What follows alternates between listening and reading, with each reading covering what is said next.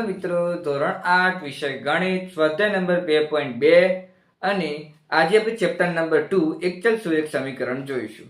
સ્વાધ્યાય નંબર 2.2 ની અંદર પાંચમા નંબરનું એક્ઝામ્પલ 3t - 3t - 2/4 - 3t + 3/3 બરાબર 2/3 - t આવું એક્ઝામ્પલ આપેલું છે. એને આપણે આન્સર એટલે કે સાદું રૂપ આપીશું, એનો આન્સર લાવીશું. કઈ રીતે આવશે તો જોઈએ.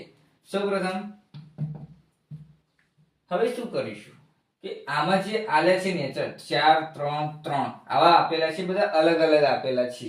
તો હવે એનો લસા લઈશું. પણ નેચર સંખ્યા સરખી આવે તો આપણે સાદું રૂપ કમ્પ્લીટ રીતે આપી શકીએ. પણ 4 અને 3 અલગ અલગ આપેલા છે. નેચરની સંખ્યા અલગ અલગ આપેલી હોય તો આપણે લસા લઈ લેવા. તો આપણે એવું લખી દઈએ કે 4 અને 3 નો લસા લેતા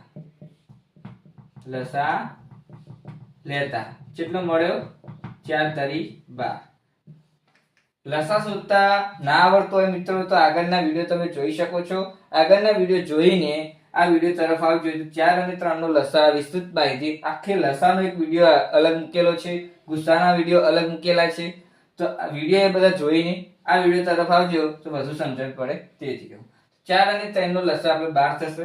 હવે પેલા 12 લખી દેવાના કૌંસની બહાર. 3t - 2/4 - 2t + 3/3 12 કૌંસની બહાર 12 બરાબર 2/3 × 12 - 12t બરાબર આવું લખી દીધું. હવે શું કરીશું? 4 તરી 12 12 તરી 12 ચોક 4 તરી 12 જો 12 4 તરી 12 4 તરી 12 ઉડી ગયા. હવે જોઈએ 4 તરી 12 અને 12 તો એમને એમ જ છે ને, 12t એમને એમ રહેશે. હવે જો 3 વધ્યા હોય 3t - 2 આમ 4 વધ્યા 2t + 3 બરાબર 4 દુ 8 -12t આવું વધ્યું. સાદું રૂપ આપતા ના આવડતું હોય તો ફરીથી આમ જાવ કે જો 12 અને 4 હતા તો 4 તરી 12 થઈ ગયા. 4 ઉડ્યા તો 3 વધ્યા. 12 તરી એટલે કે 3 ચોક 12 થયા. અને હોય 3 12 ઉડ્યા તો 3 ચોક 12 વધ્યા હતા. અને આટલા 12t એમને એમ હતા એમ. બરોબર. હવે શું કરશો?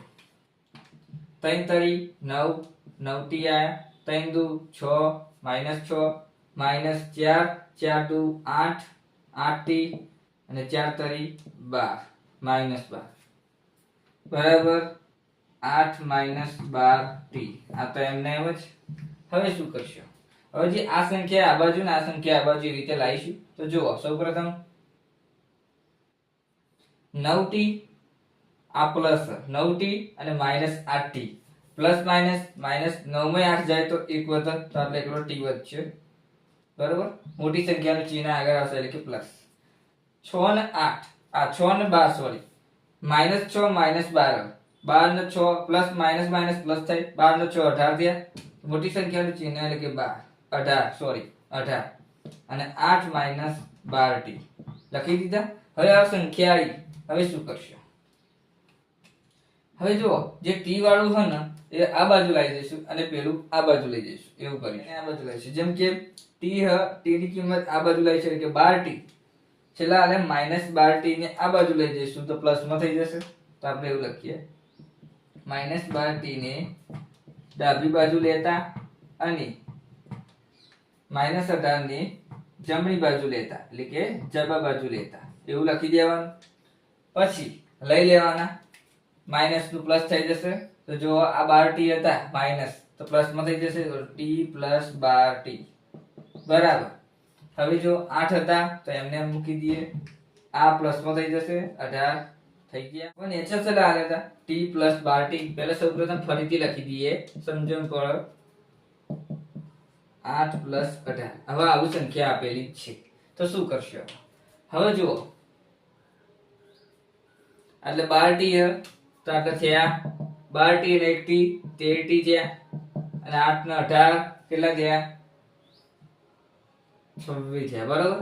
હવે t હવે t આલ્યો છે તો આપણે એવું લખીશું કે બંને સંખ્યાને 13 વડે ભાગતા. 13 વડે કેમ ભાગ્યા પ્રશ્ન થતો છે. તો જો આ બાજુ કઈ સંખ્યા આલી t જોડે 13 આપી તો 13 વડે ભાગી દેવા. હવે કેટલાક દાખલાઓ કેટલાક એક્ઝામ્પલોમાં આપણે શું જોયું હતું કે આવી સંખ્યા આવતી હતી છેલ્લા, તો આપણે જે સંખ્યા આ બાજુ હતી ડાબી બાજુ એ સંખ્યા જ વડે ભાગતા હતા. આપણે જોયું હોય તો ધ્યાનથી જોયું હોય તો સમજણ પડશે, ના જોયું હોય તો આગળના વિડીયો તમે જોઈ શકો છો મિત્રો. અને ચેનલને સબસ્ક્રાઇબ કરવાનું તો ભૂલતા જ નહીં મિત્રો.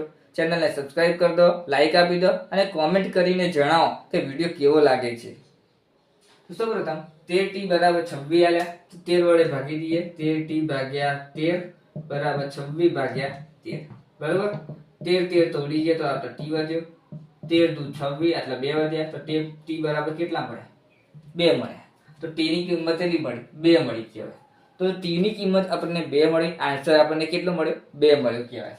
આ એક્ઝામ્પલ નંબર 5 જોયો. હવે એક્ઝામ્પલ નંબર 6 જોઈશું. m - m-1/2 બરાબર 1 - m-2/3. હવે આવી સંખ્યા આપેલી હોય તો શું કરશો? તો નેચરલ સંખ્યા જોવાની 2 અને આટલા 3 આપેલા છે.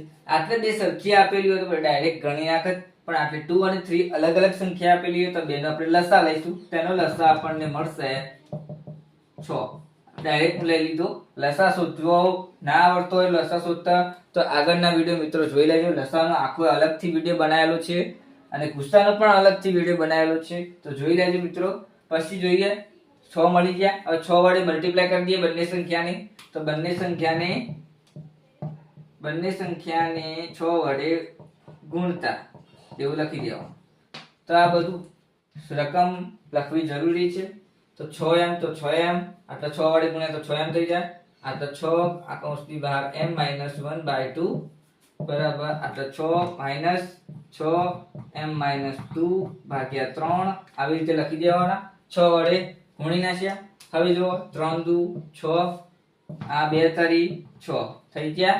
હવે જે વધ્યું ઘટ્યું લખી દઈએ તો આટલા વધ્યા 6m - 3 એટલે m-1 બરાબર 6 - 2 m-2 બરાબર. શું કરશે? હવે જે વધ્યું ઘટ્યું ને મલ્ટીપ્લાય કરી દઈએ. 6m તો 6m -3m તો 3m 3 કા 3 પર માઈનસ પ્લસ. હવે જોઈએ બરાબર 6 તો 6 2m તો 2m 2 દુ 4 વધ્યા 4 2 દુ 4 માઈનસ પ્લસ. હવે શું કરશો? 6m માં 3m જાય તો વધુ 3m પ્લસ 3. 6 માં તો 6m ને એમ જ 6 ને 4 એટલે 10 થશે. આ પ્લસ 6 અને આ પ્લસ 4 બેનો પ્લસ સરવાળો કરીએ તો 10 થશે.